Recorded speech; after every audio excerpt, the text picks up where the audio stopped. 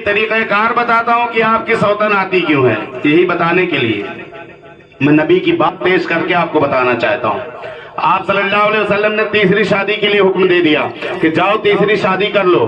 جب میرے آقا صلی اللہ علیہ وسلم نے ارشاد فرمایا بارگاہ نبی میں، صحابی رسول ہاتھ جوڑ کر اشک بار ہیں، رو رہے ہیں، ہزاروں قطار آنسو بہ رہے ہیں، عرض کرتے ہیں یا رسول اللہ صلی اللہ علیہ وسلم ایک شادی سے پریشان تھا، دوسری آپ نے حکم دی، میں نے آپ کے حکم کی تکمیل کر لی، یا رسول اللہ صلی اللہ علیہ وسلم تیسری شادی کے لیے آپ فرما رہے ہیں، حکم دے رہے ہیں، تو بتائیے میں کیسے روزی روٹی چلا پاؤں گا؟ آپ صلی اللہ علیہ وسلم نے ارشاد فرمایا جاؤ اور تیسری شادی کر لو۔ آپ گئے، کسی طرح سے بھی تیسری شادی کر لی، تیسرا نکاح بھی پڑھوا لیا، عورت کو لائے تو اب پریشانی آپ کے ساتھ تو تھی ہی، وہ تیسری عورت نے بھی آ کر گھر کا رویہ دیکھا کہ پہلی والی آٹا جب آتا تھا روٹی بناتی تھی سب بیٹھ کر کھا لیتے تھے، دوسری نے بھی یہی رویہ اختیار کیا، آٹا لاتے تھے گھر میں رکھا اور چولہا جلایا بنایا اور سب کھا پی کر اسے برابر کر دیتے۔ تیسری بھی آئی، تب بھی اس نے دیکھا کہ میری بڑی اور مجھ سے آنے والی دو بڑی بہویں ایسا کر رہی ہیں تو میں کیوں کر کے کوئی کام اور بڑھاؤں؟ فوراً وہی کام اس نے بھی اپنے اندر بسا لیا کہ یہی کرنا ہے، آٹا سانو روٹی بناؤ سب بیٹھ کر کھا لو۔ آپ صلی اللہ علیہ وسلم کی بارگاہ میں کچھ دن گزرنے کے بعد وہ صحابی رسول آتے ہیں، عرض کرتے ہیں یا رسول اللہ صلی اللہ علیہ وسلم میں جو ہے بہت پریشان ہو گیا ہوں، دعائے خیر کر دیجئے کہ اللہ تعالیٰ مجھے کوئی اچھی رزق کا مالک بنا دے اور میرے رزق میں برکتیں آ جائیں، آپ میرے رزق کے لیے برکت کی دعا فرما دیں۔ میرے آقا صلی اللہ علیہ وسلم نے ارشاد فرمایا جاؤ چوتھی شادی کر لو۔ کیا فرمایا؟ بولیے، چوتھی شادی کر لو۔ آپ کی آنکھیں برس گئیں، صحابی رسول روتے ہوئے عرض کرتے ہیں یا رسول اللہ صلی اللہ علیہ وسلم تین کی تو تکمیل آپ کے حکم کے مطابق کر دی، کچھ تو مجھ غریب پر ترس کھائیں آپ، لیکن میرے آقا نے ارشاد فرمایا جاؤ چوتھی شادی کر لو۔ اب جب چوتھی عورت شادی میں لے آئے، نکاح کر لیے، لے آئے، جب وہ آئی، آنے کے بعد اس نے اپنے شوہر کو سمجھایا کہ جنگل جا رہے ہو، لکڑیاں کاٹنا، بیچ دینا تو آٹا نہ خریدنا۔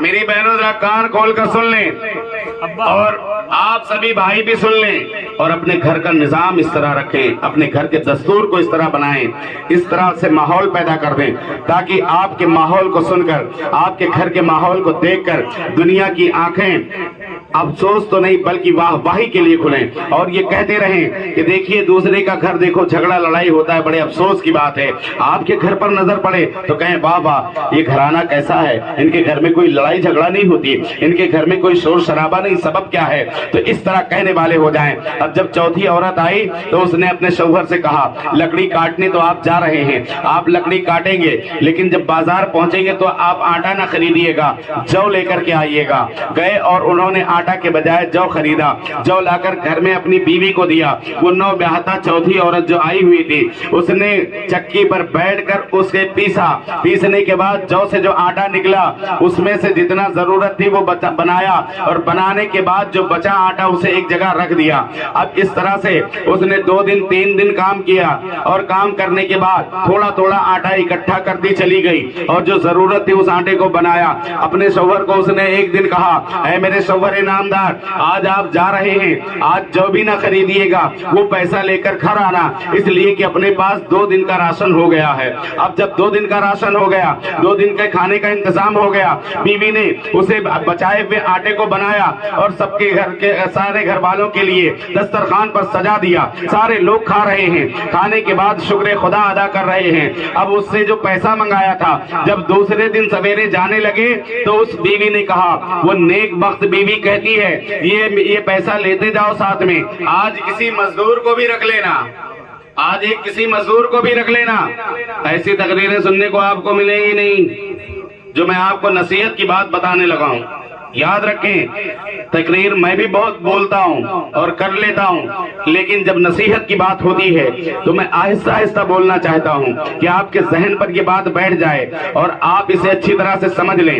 جب وہ جانے لگے تو اپنے شوہر کو لا کر پیسے دیا اور کہا آج تنہا لکڑی مت لانا، ایک مزدور رکھ لینا، آج 2 حصے کی لکڑیاں آ جائیں گی، لیکن پھر اس سے آپ راشن نہ خریدیے گا، وہ دونوں لوگوں کے حصے کا پیسہ مزدور کی مزدوری دینے کے بعد جو بچے گا وہ لے آنا۔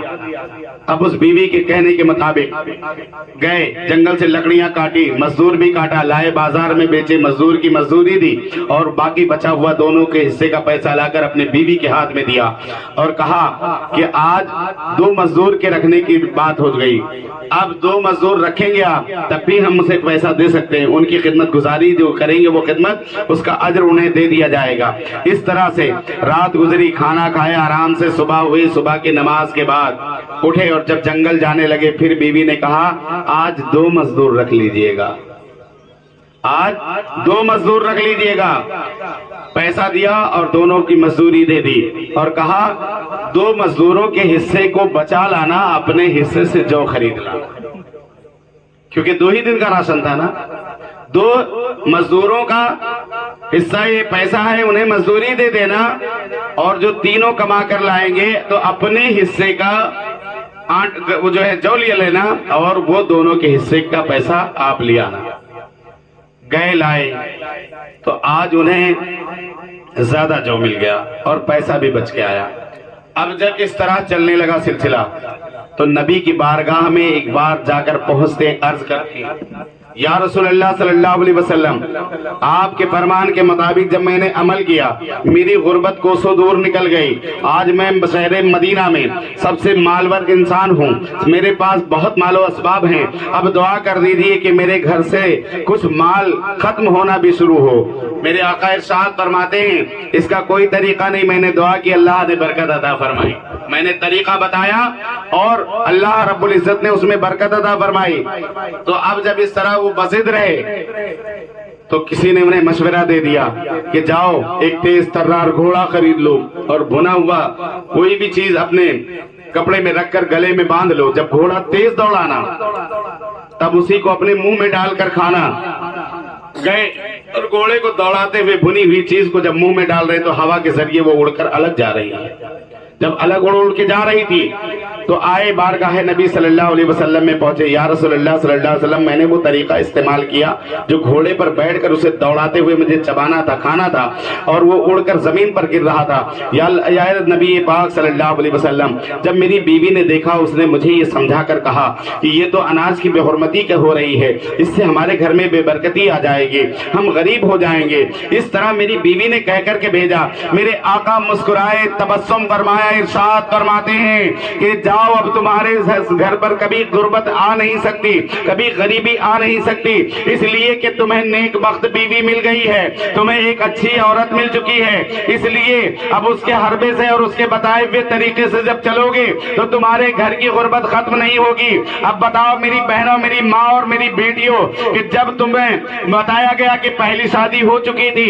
دوسری کی حکم دی گئی، جب تک تو تمہارے من میں فضول خرافات آئے ہوں گے، فضول باتیں آئی ہوں گی 3 شادی تک، لیکن جب سلیقے مند بیوی نہ ہو تو اس کا کیا حکم ہے؟ حضرت ابراہیم پیغمبر جب فلسطین سے آئے اور ملک کے شام پہنچے، جا کر کے بعد یہ مکہ میں پہنچے اور وہاں پر دیکھا کہ حضرت اسماعیل پیغمبر گھر پہ موجود نہیں ہیں، ان کی بیوی وہاں موجود تھی۔ جب گئے تو آپ نے کہا کہ میرا بیٹا کہاں ہے، اسماعیل کہاں ہے؟ حضرت اسماعیل علیہ السلام اس وقت موجود نہ تھے۔ ان کی بیوی نے کہا کہ حضور تشریف رکھیں، اے والد صاحب آپ تشریف رکھیں، بیٹھے آپ وہاں کچھ دیر ٹھہرے، اس کے بعد واپس آنے لگے تو آپ کے سامنے آ کر آپ کی بہو نے عریضہ پیش کیا، بتاؤ کیا کہہ دوں گی آئیں گے تو حضرت ابراہیم پیغمبر نے ارشاد فرمایا کہ اے میری بیٹی سن، بات یہ ہے کہ جب اسماعیل آئیں گے تو حضرت اسماعیل علیہ السلام سے کہہ دینا کہ میں تمہارا باپ یہ کہہ کر گیا ہے کہ گھر کی چوکھٹ کو بدل دینا، گھر کی چوکھٹ کو بدل دینا۔ اب وہ تو گھر کی چوکھٹ کہہ کر آپ فلسطین واپس آ گئے، لیکن جب حضرت اسماعیل علیہ السلام گھر پہنچے تو آپ نے بتایا کہ آپ کے والد صاحب آئے تھے، کچھ دیر ٹھہرے اس کے بعد جانے لگے تو حضرت اسماعیل علیہ السلام اپنے باپ کے تعلق سے پوچھتے ہیں، بتاؤ کیا میرے والد صاحب نے جاتے وقت کچھ کہا نہیں تھا؟ تو کہنے لگی نہیں کہا ہے۔ تو پوچھا آپ نے کیا کہا ہے؟ تو کہا کہ انہوں نے یہ کہا ہے کہ اپنے گھر کی چوکھٹ بدل دینا۔ برادران ملت اسلامیہ، جب حضرت اسماعیل علیہ السلام نے اس بات کو سنی تو سننے کے بعد اپنی بیوی کو طلاق دے دیتے ہیں۔ عورت محب حیرت تعجب کر رہی ہے کہ یہ تو چوکھٹ بدلنے کی بات کہہ کر گئے تھے، یہ موقع کیسے پیش آ گیا، یہ ایسا کارنامہ کیوں انجام دیا؟ تو حضرت اسماعیل علیہ السلام نے فرمایا کہ تمہیں چوکھٹ کی کون سی چوکھٹ کی بات کر رہی ہو؟ کیا دروازے کی چوکھٹ کی بات تھی؟ دروازے کی چوکھٹ کی طرف اشارہ کر کے تمہاری طرف اشارہ کر کے گئے کہ تمہارے اندر تہذیب موجود نہیں ہے، تمہارے اندر ادب نہیں ہے، تمہارے اندر کوئی کوالٹی نہیں ہے جو گھر گرہستی کے تعلق سے ہونا چاہیے۔ اے میری بہنوں، اپنے شوہروں کی خدمت کرنا سیکھو، فرما برداری کرو گی اور شوہر کے حکم عدولی نہ کرو گی تو یقیناً جنتی ہو جاؤ گی۔ آج وہی عورت پریشان ہوتی ہے جو اپنے شوہر سے زبان لڑاتی ہے، جو اپنے شوہر کی بات میں بات پلٹ کر کہا کرتی ہے۔ جب اپنے شوہروں کو وہ الٹی سیدھی بات کہا کرتی ہے تب اس گھر کے اندر دراڑ پیدا ہوتی ہے۔ ایسی لڑکی ڈھونڈ کر لاؤ جو شریعت کی پابند ہو، ایسی لڑکی ڈھونڈ کر لاؤ جو قرآن کی پڑھنے والی ہو، ایسی لڑکی سے شادی کرو جسے نماز کا سلیقہ پتہ ہو۔ آئے گی تو خیر و برکت آئے گی۔ جب وہ بچی آپ کے گھر کھڑی ہو کر مصلے پر 2 رکعت نماز ادا کرے گی یقیناً اللہ رب العزت خوش ہو جائے گا۔ مدینے والے تاجدار ارشاد فرمائیں گے، دیکھو کنیز فاطمہ بن کر میری بیٹی خاتون جنت کی سنت ادا کر رہی ہے، نبی کی لاڈلی شہزادی فاطمہ الزہرا رضی اللہ تعالیٰ عنہا کی سنت ادا کر رہی ہے، نماز پڑھتی ہے، قرآن پڑھتی ہے۔ اے اللہ رب العزت، جب جو نبی کے بیٹی خاتون جنت کی سنت ادا کرے اس کے گھر میں خیر و برکت کا نزول فرمانا، رحمتوں کا نزول فرما دینا۔ لیکن آج ہماری بہنیں ہیں، بجائے اس طرح سے اپنے شوہروں سے کہ بازار سے آئیں لائیں انہیں پانی دے دیں، بجائے پانی دینے کے الٹی نگاہ ٹیڑھی کر کے اور گرم مزاج سے بات کرتی ہیں۔ تم نے تو کہا تھا شام کو آئیں گے، ابھی کیسے آ گئے؟ ارے نالائق میری بیٹیوں، بہنوں، ماؤں، تمہاری عقل مر گئی ہے۔ اس طرح نالائقی پر اتری ہو کہ شوہر مجازی خدا ہے۔ اگر اللہ تعالیٰ کو دوسرے کو سجدہ کرنا منظور ہوتا تو میرے آقا ارشاد فرماتے ہیں کہ ہر بیوی کو حکم دے دیتا کہ وہ اپنے شوہروں کو سجدہ کریں، اور تم نے جلدی آ گئے۔ اگر شام کو کہہ کر گیا اور دوپہر میں آ گیا تو آپ کو تو خوش ہونا چاہیے کہ میرے سر کا تاج آ گیا ہے، میرا شریک حیات آ گیا ہے اور میری خدمت گزاری کرنے والا دھوپ میں جل کر تپ کر محنت و مشقت کر کے بوریاں ڈھو کر اینٹ گارا دے کر مزدوری کرتا ہے، تپتے ہوئے سلاخوں کو اٹھا کر اپنے کندھے پر رکھتا ہے۔ کتنے اس میں پھوپلے پڑ گئے ہوں گے، یہ نہیں پوچھا، بس مزدوری کم لائے ہو، آج جلدی آئے ہو، بازار گئے تھے تو یہ سامان نہیں لائے ہو۔ اس طرح کے تانے دے کر اپنے آپ کو جہنمی نہ کرو۔ وہی آدم علیہ حضرت ابراہیم پیغمبر ہیں کہ ابراہیم پیغمبر ایک دن اپنی بکریوں کو، ان کے پاس بہت بکریاں تھیں، ہزار کی تعداد میں بکریاں تھیں، تو انہوں نے ہمیں اور آپ کو سبق دیا۔ بکریاں چرا رہے ہیں، اللہ کا ایک فرشتہ بارگاہ رب میں عریضہ پیش کر رہا ہے، مولا تو نے ابراہیم پیغمبر کو مال و اسباب دیا، حکمرانی دی، دولت کا شمار نہیں، اس لیے ابراہیم پیغمبر تیری شکر ادا کرتے ہیں۔ کیا کہا؟ اس لیے تیرا شکر ادا کرتے ہیں۔ اللہ نے فرمایا جاؤ امتحان لے لو۔ انسانی شکل میں آیا اور حضرت ابراہیم پیغمبر اپنے بکریوں کے ریوڑ کو چرا رہے ہیں، دیکھ رہے ہیں، اس کی رکھوالی کر رہے ہیں۔ وہ فرشتہ انسانی لباس میں جب قریب سے گزرا تو اس نے اللہ اکبر کی صدا دی۔ کیا کہا؟ بولیے ایک بار، اللہ اکبر کی صدا دی۔ جب اللہ اکبر پکارا تو ابراہیم پیغمبر پلٹ کر دیکھنے لگے اور دیکھتے ہوئے کہتے ہیں ایک بار اللہ کا نام اور پکار دے، اے آنے والے ایک بار اللہ کا نام پکار دے۔ اتنی محنت و مشقت کے ساتھ کہہ رہے ہیں، عاجزی و انکساری کے ساتھ اللہ کا نام سننے میں کے لیے تڑپ رہے ہیں۔ بتاؤ مسلمانوں، ہمارے دل میں تڑپ ہے؟ ہرگز نہیں۔ ہمارے دل کے اندر محبت ہے؟ ہرگز نہیں۔ اس لیے ہوتی تو مسجدوں کو آباد کرتے۔ وارث بھائی، میں آپ کے دروازے پہ کہہ کر کے جا رہا ہوں، اگر کہیں غلطی سے بھی نماز جمعہ چھوڑتے ہوں گے تو واللہ جس نے جان بوجھ کر 3 جمعہ چھوڑ دیا وہ آقا کے فرمان کے مطابق ایمان کا حقدار ہوا کہ وہ ایمان لائے، وہ ایمان سے خارج ہو جاتا ہے۔ جان بوجھ کر 3 جمعہ چھوڑ دینا ایمان سے خارج ہونے کی دلیل ہے۔ آپ واپس کلمہ پڑھیں، مسلمان ہوں، ساری شریعت کی پاسداری واپس قبول کریں، تب آپ مسجد میں گھسنے کے لائق ہوں گے، مسجد میں جانے کے لائق ہوں گے۔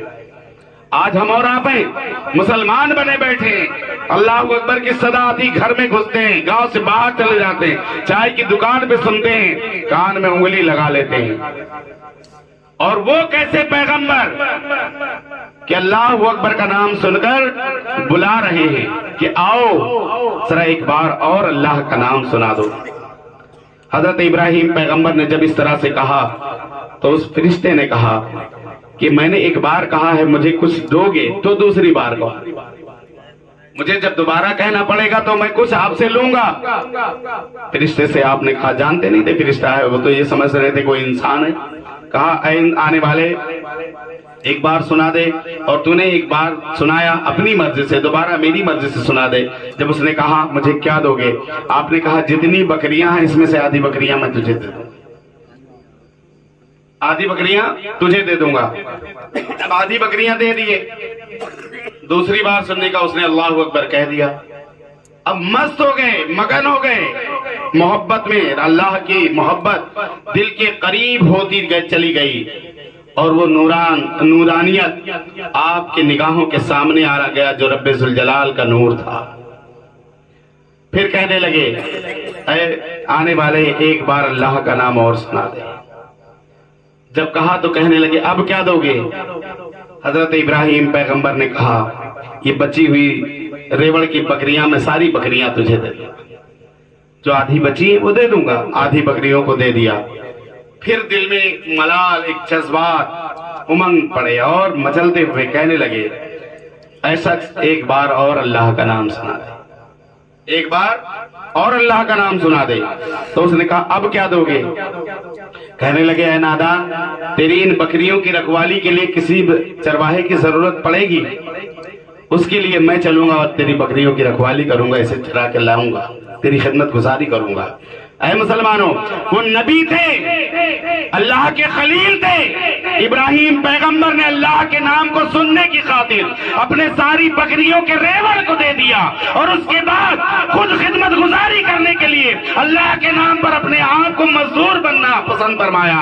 لیکن آج ہمارے اندر کوئی جذبات نہیں ہے، ہمارے دل کے اندر محبت رسول نہیں، محبت قرآن نہیں۔ ہم کس طرح نبی کی بارگاہ میں جائیں گے اور ان سے وسیلہ طلب کریں گے؟ کس طرح رب کی بارگاہ میں جائیں گے؟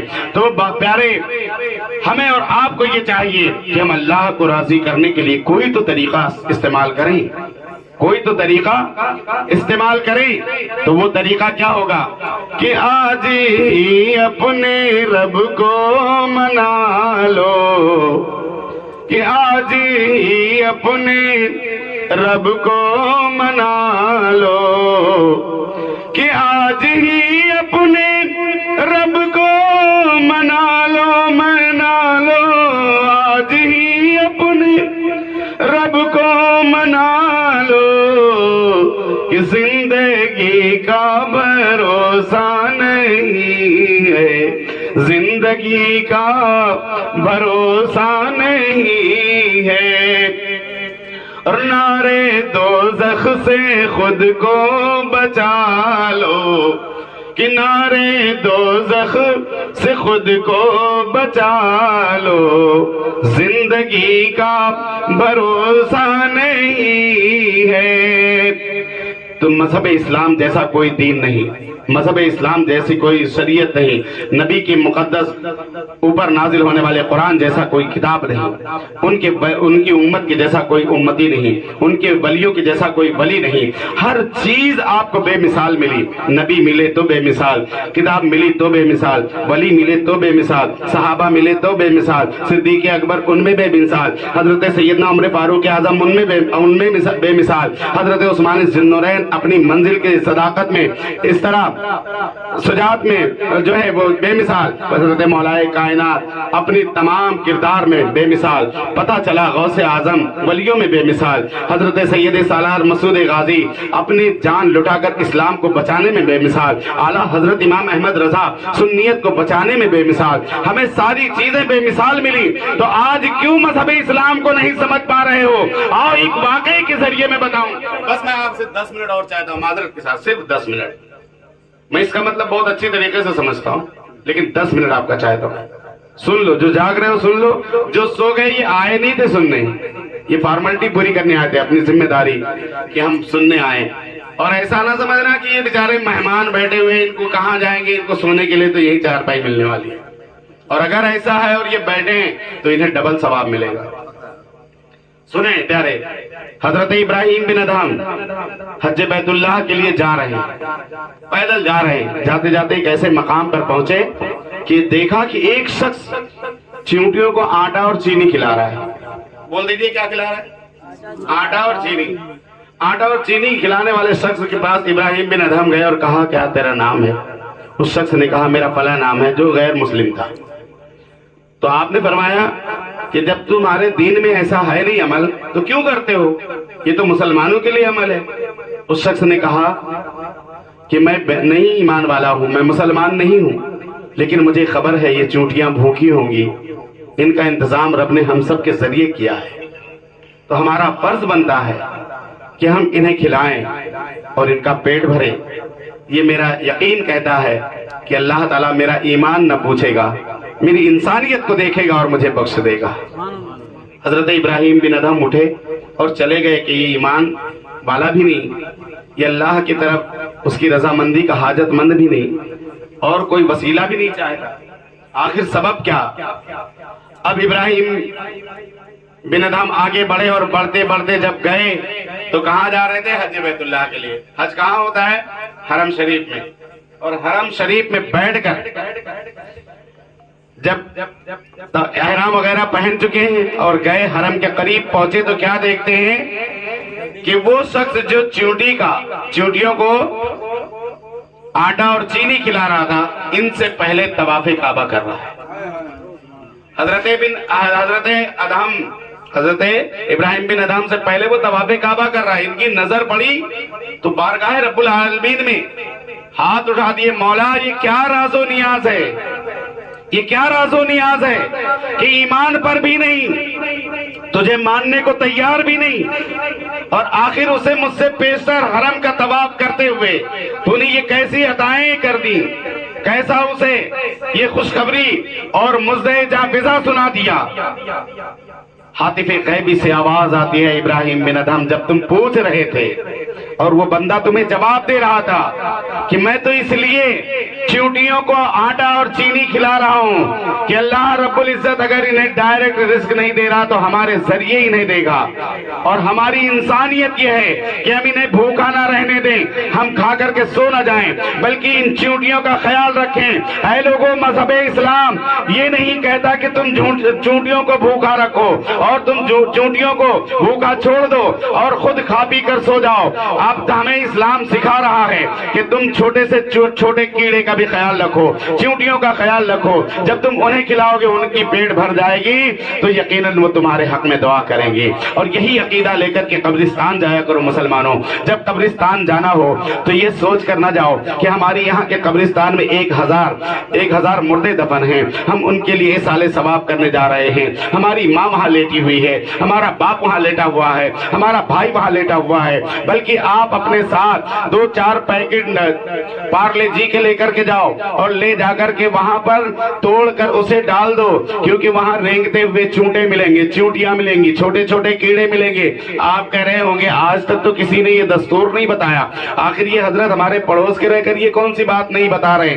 یاد رکھو مسلمانوں، سنو، بات یہ ہے کہ جب آپ اپنے ہاتھ میں وہ پارلے جی کی بسکٹ لے کر جائیں گے اور توڑ کر قبر پر ڈالیں گے تو وہ چونٹیاں جب کھائیں گی ان کا پیٹ بھر جائے گا، بارگاہ رب العالمین میں خدا سے عریضہ پیش کریں گی، مولا جس کے حق میں مجھے کھلایا گیا اسے تو بخش دے، اسے جنت کا حقدار بنا دے۔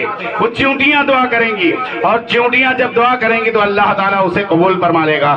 دوسری بات یہ، 1000 بار آپ قبرستان مردوں کو دفن کرنے کے لیے گئے، لیکن یہ سوچ کر نہ جائیں قبر 1000 ہے، 1000 مردوں کو میں نے کاندھا دیا، کچھ اور رہے ہوں گے، اس سے پیشتر آپ جاتے ہیں جب تو یہ سوچ کر جا رہے ہیں کہ 1000 مردے ہیں یہاں پر، 1200 مردے ہیں یہاں پر، 1500 قبریں ہیں، یہ سوچ کر نہ جاؤ پیارے، بلکہ بڑے ہی ادب و احترام کے ساتھ یہ سوچ کر جاؤ کہ 1500 بار نبی پاک صلی اللہ علیہ وسلم اس قبرستان میں تشریف لا چکے ہیں۔ 1500 بار نبی کونین صلی اللہ علیہ وسلم ہر سنی مسلمان کی قبر میں تشریف لاتے ہیں، اور جب تیسرا سوال منکر نکیر کرتے ہیں کہ ما کنت تقول فی شان ھذا الرجل، تو نبی کی طرف اشارہ ہوتا ہے، آقا کی طرف اشارہ کر کے فرشتے کہتے ہیں کہ بتاؤ اس نبی کے بارے میں، اس مرد کے بارے میں کیا کہا کرتے تھے؟ کہتے نہیں، کہا کرتے تھے۔ اب جب آپ فجر کی نماز کے لیے جاؤ گے اور پڑھو گے کعبے کے بدر الدجا، تو نبی پاک صلی اللہ علیہ وسلم مسکرائیں گے، اور وہ بندہ جواب کیا دے گا؟ ھذا النبی محمد صلی اللہ علیہ وسلم، یہی تو میرے آقا نبی محترم محمد عربی صلی اللہ علیہ وسلم۔ فرشتوں کا جواب سن کر کے کلیجہ دہل اٹھے گا، اور پھر وہ شعر جو میں نے پڑھا تھا کہ کہیں گے ہنس کے نکی رہنے اس کو سونے دو، کہ کہیں گے ہنس کے نکی رہنے اس کو سونے دو، کہ کفن پہ دیکھو، کفن پہ دیکھو نبی کا غلام لکھا ہے، کہ کفن پہ دیکھو نبی کا غلام لکھا ہے۔ بندہ مچل کر کہہ دے یہ وہی میرے آقا ہیں جن پر ہم فجر میں بھی درود و سلام پڑھتے تھے، عصر میں بھی پڑھتے تھے، چلتے پھرتے درود پاک کا ورد کیا کرتے تھے۔ خدا کی قسم یارو، اللہ تعالیٰ تمہارے اس ادا کو قبول فرما کر تمہیں سنی بنا کر دنیا میں رکھے گا اور بخش بھی دے گا۔ لہٰذا